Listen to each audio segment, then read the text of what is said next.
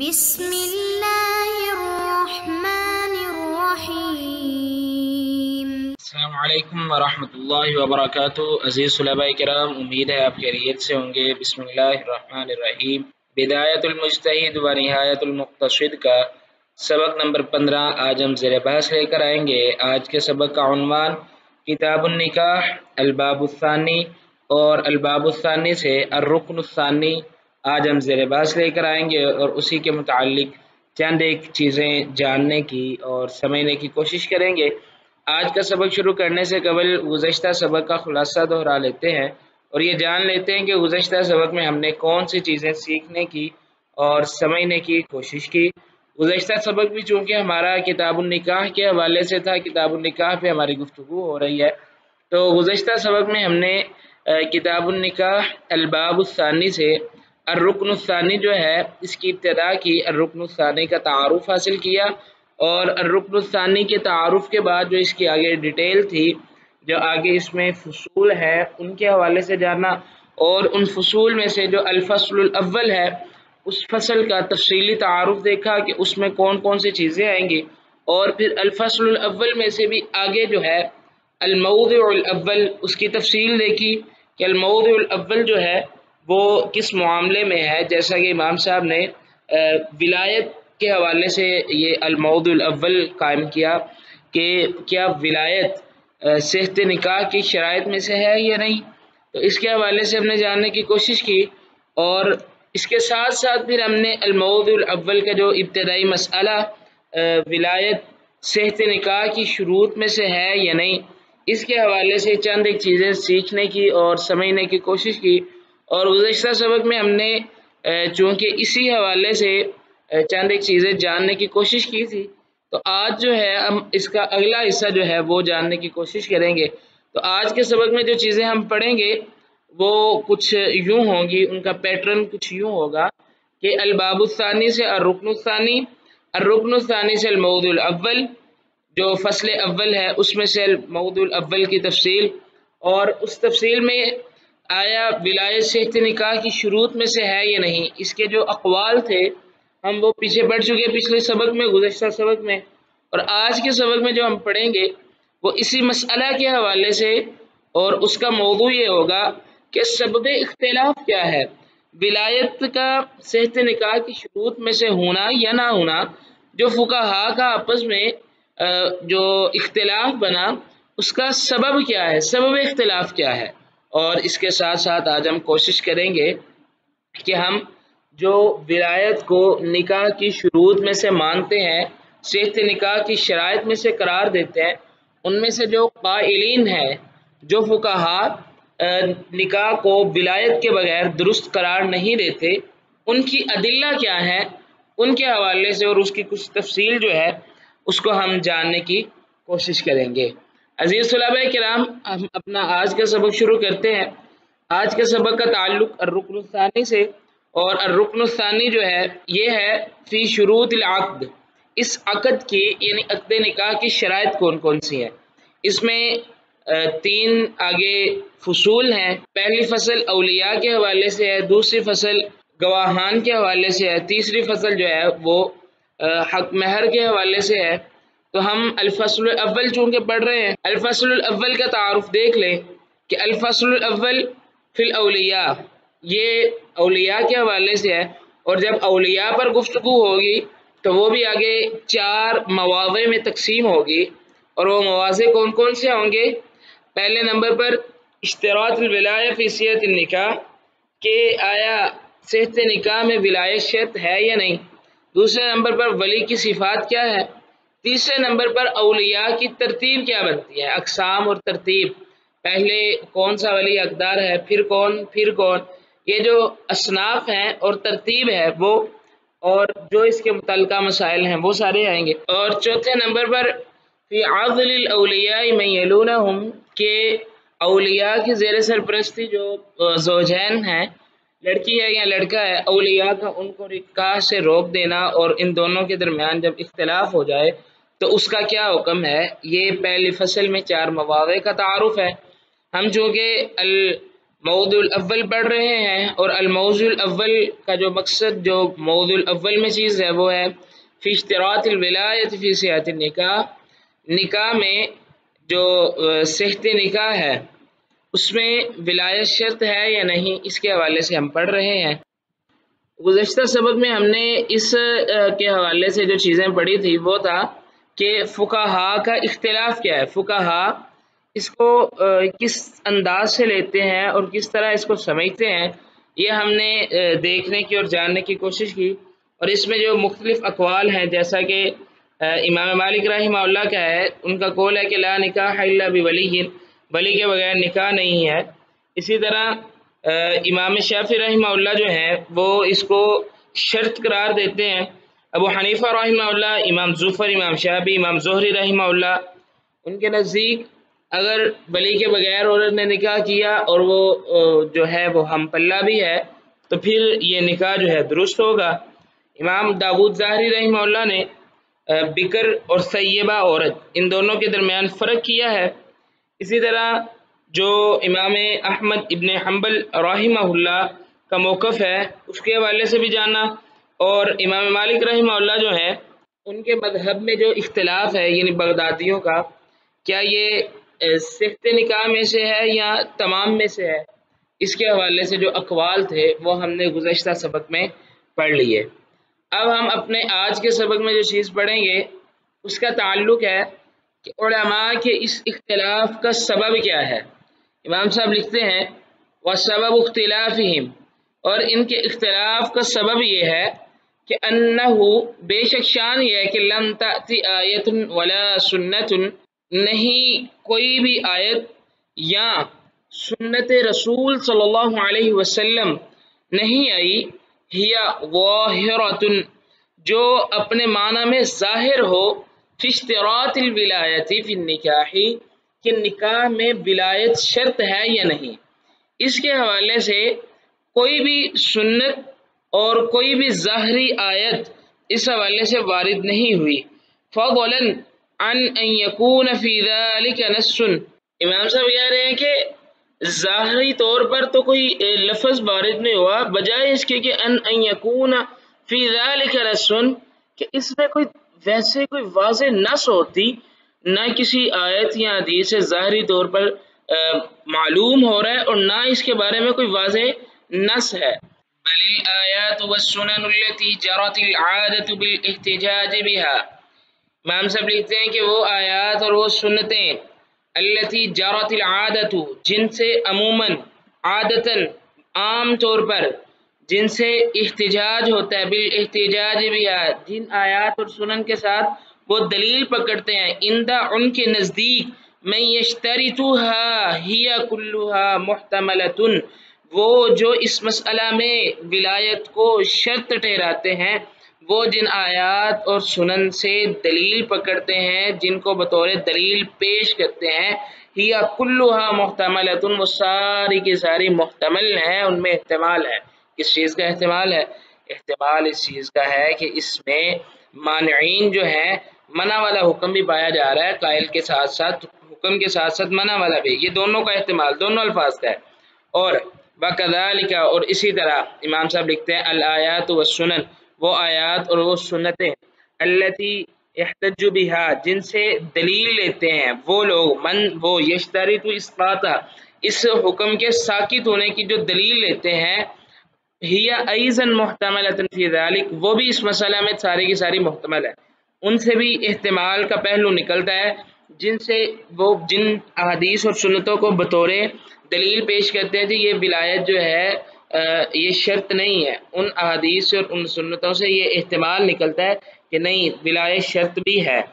دونوں۔ اور آگے امام صاحب اس سے مزید آگے کی بات کرتے ہیں، اور وہ یہ ہے کہ والاحادیث، اور جتنے بھی احادیث آئی ہیں، مع کونها محتملۃ فی الفاظها، باوجود اس کے کہ وہ ساری کی ساری محتمل ہیں اپنے الفاظ میں، لیکن مختلف فی صحتها، وہ ساری کی ساری روایات صرف محتمل ہی نہیں ہے بلکہ محتمل ہونے کے ساتھ ساتھ ان کی صحت میں بھی شک ہے، الا حدیث ابن عباس، سوائے ابن عباس رضی اللہ تعالیٰ عنہ کی حدیث کے، اور وہ حدیث کیا ہے جی؟ وہ حدیث سنن ابن ماجہ محمد ابن یزید ماجہ القزوینی رحمہ اللہ جو ہیں انہوں نے نقل کی ہے۔ وہ لکھتے ہیں کہ عن اکرمہ عن ابن عباس رضی اللہ عنہما قال قال رسول اللہ صلی اللہ علیہ وسلم لا نکاح الا بولی۔ یہ ابن ماجہ کی روایت ہے جو ابن ماجہ میں سنن ابن ماجہ میں ابن ماجہ رحمہ اللہ لے کے آئے ہیں، اور اس حدیث کو دلیل بنا کے کہتے ہیں امام صاحب کہ صرف یہ حدیث جو ہے نا یہ صحیح ہے۔ اب اس حدیث کے الفاظ ہیں لا نکاح الا بولی، نہیں ہے نکاح مگر ولی کے ساتھ۔ اب یہ حدیث واضح بھی ہے اور صحیح بھی ہے، لیکن امام صاحب لکھتے ہیں وَإِن كَانَ الْمُسْقِطُ لَهَا لَيْسَ عَلَيْهِ دَلِيلٌ، اگرچہ یہ حدیث جو ہے ساقط کرنے والی ہے لیکن لَيْسَ عَلَيْهِ دَلِيلٌ، لیکن یہ شرط پر دلیل نہیں ہے۔ وَإِن كَانَ الْمُسْقِطُ، یہ جو اسقاط والے ہیں اگرچہ یہ اس شرط کو ختم کرنے والی ہے، لیس علیہ دلیل، لیکن یہ دلیل نہیں بن سکتی، لأن الاصل، کیونکہ اصل بات جو ہے، جو اصل قاعدہ ہے وہ یہ ہے کہ براءۃ الذمہ، اصلی طور پر جو اصل فقہ کا قاعدہ ہے، یہ آپ طلباء اس قاعدے کے حوالے سے جانتے ہوں گے، اصل بات جو ہے وہ ہے براءۃ الذمہ، کسی بھی چیز کا ذمہ نہیں ہے انسان پر، ہاں اگر دلیل آ جائے تو پھر ذمہ ہے۔ اس کی مثال اس قاعدے کو یوں سمجھ لیں کہ ایک بندے نے دعویٰ کر دیا ہے کسی بھی چیز کا، ایک موٹر سائیکل کا دعویٰ کر دیا دوسرے بندے پر۔ اب ایک دعویٰ کرنے والا ہے، ایک مدعا علیہ ہے، اب جو مدعا علیہ ہے اصل وہ بری الذمہ ہے، اس پر یہ بات ہے ہی نہیں ہے، کیونکہ فقہ کا یہ قاعدہ ہے کہ اصل جو ہے وہ براءت ہے، بری الذمہ ہے۔ لیکن اگر جو مدعی ہے، جو دعویٰ کرنے والا ہے، وہ گواہ لے آتا ہے، 4 گواہ لے آتا ہے، 2 گواہ لے آتا ہے، یہ جتنی ریکوائر ہے، جتنا حکومت اور شریعت نے جتنی شرط لگائی ہے اس کے مطابق وہ گواہ لے آتا ہے یا قسم اٹھا لیتا ہے، تو پھر اس پہ مدعا علیہ پر جو ہے نا یہ تاوان ہوگا اور اس سے یہ وصول کیا جائے گا، تو اصل جو ہے وہ بری الذمہ ہونا ہے۔ یہی امام صاحب یہاں پہ ذکر کر رہے ہیں کہ اس معاملے میں اصل برات ہے، جب تک واضح نص نہ آ جائے تب تک یہ دلیل نہیں بن سکتی۔ آگے امام صاحب لکھتے ہیں وَنَحْنُ، اور ہم نُورِدُ مَشْهُورَ مَا احْتَجَّ بِهِ الْفَرِيقَانِ، امام صاحب لکھتے ہیں کہ اب ہم اس مسئلہ میں جو مشہور چیزیں ہیں نا جن سے فریقان نے، دونوں طرف کے طرفین نے دلائل لیے ہیں فقہا نے، اب ہم ان کو ذکر کریں گے۔ اور ساتھ امام صاحب لکھتے ہیں وَنُبَيِّنُ وَجْهَ الْاحْتِمَالِ فِي ذَلِكَ، اور صرف ہم ان کے دلائل کو ذکر نہیں کریں گے بلکہ ہم اس کے ساتھ ساتھ جو احتمال والی صورتحال پائی جا رہی ہے نا ہم اس صورتحال کو بھی واضح کریں گے۔ فَمَنْ أَظْهَرَ، بس جس نے اس سے یہ سمجھا، فَمَنْ أَظْهَرَ، جس نے یہ رائے اختیار کی کہ ما يحتج به من الکتاب، جو دلیل لیتا ہے اس مسئلہ میں کتاب اللہ سے، من اشترط الولایت، وہ بندہ جس نے ولایت کو شرط قرار دیا ہے۔ امام صاحب کہتے ہیں کہ جس بندے نے یہ دلیل لی کہ جو ولایت کو شرط قرار دیتا ہے اور کتاب اللہ سے جو دلیل لی وہ یہ ہے کہ فَبَلَغْنَ عَجَلَهُنَّ فَلَا تَعْضُلُوهُنَّ أَن يَنكِحْنَ أَزْوَاجَهُنَّ، یہ سورۃ البقرہ کی آیت ہے جو اللہ رب العزت نے قرآن مجید میں نازل فرمائی، اور اس آیت سے فقہا نے یہ دلیل لی کہ فَبَلَغْنَ أَجَلَهُنَّ، جب وہ عورتیں اپنی عدت کو پہنچ جائیں، فَلَا تَعْضُلُوهُنَّ، پس نہ تم روکو ان کو کہ أَن يَنكِحْنَ أَزْوَاجَهُنَّ، کہ وہ اپنی مرضی سے اپنا نکاح کر لیں۔ تو اب امام صاحب نے اس کو ذکر کیا ہے، اور یہ سب سے بڑی دلیل ہے کتاب اللہ سے ان فقہا کی جو نکاح میں ولایت کو شرط قرار دیتے ہیں۔ وہ ان کا کہنا یہ ہے کہ اگر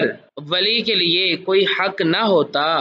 تو اللہ رب العزت اس کو مخاطب نہ کرتے۔ امام قرطبی لکھتے ہیں اپنی تفسیر الجامع لاحکام القرآن میں اس آیت کی تفسیر میں کہ اذا ثبت هذا ففي الآیة دلیل علی انہ لا یجوز النکاح بغیر ولی، کہ جب اس آیت کا شان نزول ثابت ہو گیا کہ یہ حضرت معقل بن یسار رضی اللہ تعالیٰ عنہ کی بہن کے حوالے سے نازل ہوئی، جن کو حضرت معقل رضی اللہ تعالیٰ عنہ نے نکاح سے روک رکھا تھا، جب یہ شان نزول ثابت ہو چکا تو پھر یہ آیت دلیل ہے کہ ولی کی اجازت کے بغیر نکاح نہیں ہوتا۔ اور امام صاحب آگے خود تبصرہ کر رہے ہیں، قالو انہوں نے کہا، یعنی جو قائلین ہیں ان کا کہنا یہ ہے وَهَذَا خِطَابٌ لِلْأَوْلِيَاءِ، یہ اولیاء کے لیے خطاب ہے، وَلَوْ لَمْ يَكُنْ، وَلَوْ لَمْ اور اگر نہ ہوتا، یکن ان اولیاء کے لیے، لَهُمْ فِي الْوِلَایَةِ اگر ان اولیاء کے لیے ولایت کا کوئی حق نہ ہوتا تو لِمَانُهُ عَنِ الْعَضْلِ اللہ ان کو عزل سے یعنی سائڈ پہ ہونے سے منع نہ کرتے، ان کو اس میں رکاوٹ بننے کی سے منع نہ کرتے۔ وقول تعالیٰ اور اللہ تعالیٰ کا اسی طرح یہ بھی فرمان ہے کہ وَلَا تُنْكِحُوا الْمُشْرِكِينَ حَتَّى يُؤْمِنُوا اور نہ تم مشرکین سے نکاح کرو یہاں تک کہ وہ ایمان لے آئیں۔ قالو کہنے والے جو قائلین ہیں ان کا کہنا یہ ہے وَهَذَا خِطَابٌ لِلْأَوْلِيَاءِ أَيْضًا یہ بھی اولیاء کے لیے خطاب ہے اسی طرح جیسے وہ پہلا عذرا ہے۔ اب قائلین جو ہیں ان کا طرز استدلال یہ ہے کہ اگر ولی کے لیے ولایت کا کوئی حق نہ ہوتا تو اللہ اولیاء کو مخاطب کیوں کرتے؟ ان آیات میں اولیاء کو مخاطب کیا گیا کہ تم ولا تنکحوا المشرکین نہ تم نکاح کرو اپنی بہن کا بیٹی کا مشرکین سے یہاں تک کہ وہ ایمان لے آئے، تو اب یہ خطاب بھی اولیاء کے لیے ہے۔ امام صاحب آگے حدیث بھی لے کے آئے ہیں، وہ حدیث جو قائلین کی دلیل ہے، اور امام صاحب اس کے حوالے سے لکھتے ہیں وَمِنْ أَشْهَرِ مَا احْتَجَّ بِهِ هَؤُلَاءِ اور وہ مشہور دلائل جن سے انہوں نے دلیل پکڑی ہے من الاحادیث ما رواه الزہری عن عروۃ عن عائشہ قالت رضی اللہ عنہا کیونکہ امام صاحب کہتے ہیں کہ جو مشہور چیز جس سے انہوں نے دلیل پکڑی ہے وہ روایت ہے جس کو امام زہری نے عروہ سے اور انہوں نے امی عائشہ صدیقہ رضی اللہ تعالی عنہا سے بیان کیا۔ وہ فرماتی ہیں قال رسول اللہ صلی اللہ علیہ وسلم اللہ کے پیارے پیغمبر صلی اللہ علیہ وسلم نے فرمایا ایما امرأة نکحت بغیر اذن ولیها فنکاحها باطل 3 مرات۔ اما جی عائشہ صدیقہ رضی اللہ عنہ فرماتی ہیں وہ عورت جس نے اپنا نکاح ولی کی اجازت کے بغیر کیا تو اس کا نکاح باطل ہے۔ آپ صلی اللہ علیہ وسلم نے یہ 3 مرتبہ فرمایا اور ساتھ آپ نے فرمایا وَإِن دَخَلَ بِهَا فَالْمَهْرُ لَهَا اگر دخول ہو گیا، اگر ان کی خلوت صحیحہ قائم ہو گئی تو فَالْمَهْرُ لَهَا تو مہر اس عورت کے لیے ہوگا بما اصاب منها اس وجہ سے کہ جو اس نے شرمگاہ کو حلال سمجھا ہے۔ فَإِن پس اگر فَإِنِ اشْتَجَرُوا اگر ان میں کوئی جھگڑا ہو جائے، اگر کوئی مسئلہ بن جائے تو فَالسُّلْطَانُ وَلِيٌّ مَن لَا وَلِيَّ لَهُ تو بادشاہ جو حاکم وقت ہے وہ اس کا ولی ہے، من لا ولی لہ جس کا کوئی ولی نہیں ہے۔ خرجہ الترمذی اس کو امام ترمذی رحمہ اللہ نے روایت کیا ہے۔ وقال فیہ اس کے بارے میں کہا ہے حدیث حسن یہ حدیث حسن ہے۔ آگے امام صاحب لکھتے ہیں وَأَمَّا مَا احْتَجَّ بِهِ مَن لَّمْ يَشْتَرِطِ الْوَلَایَةَ جو ولایت کو جائز نہیں سمجھتے یعنی شرط نہیں سمجھتے ان کے دلائل کیا ہیں ان کے حوالے سے ہم آئندہ سبق میں دیکھیں گے۔ عزیز طلباء کرام اب یہاں پر جو قائلین ہے ان کی ادلہ میں سے ایک حدیث وہ بھی ہے جو سنن البہقی میں آئی ہے جس کے الفاظ کچھ یوں ہے کہ اللہ کے نبی صلی اللہ علیہ وسلم نے فرمایا، جناب ابو ہریرہ رضی اللہ تعالیٰ عنہ اس روایت کے راوی ہیں، آپ صلی اللہ علیہ وسلم نے فرمایا کہ لا تزوج المرأة المرأة ولا تزوج المرأة نفسها عورت کی شادی نہ کرے اور عورت اپنی خود شادی نہ کرے۔ فإن الزانية هي التي تزوج نفسها جو عورت خود اپنی شادی کرتی ہے وہ ایسے ہی ہے جیسے زنا کرنے والی ہے۔ اور فنکاحها باطل اس قول پر تقریباً تمام صحابہ کا عمل جو ہے وہ موجود ہے۔ اس کے حوالے سے تفصیل ابن المنذر رحمہ اللہ نے بھی لکھی ہے اور دیگر کتب میں بھی موجود ہے، اور المغنی جو امام ابن قدامہ رحمہ اللہ کی کتاب ہے، فقہ حنبلی کی کتاب ہے، اس میں جو نکاح میں جو حد ہے اور ولایت کے حوالے سے وہ لکھتے ہیں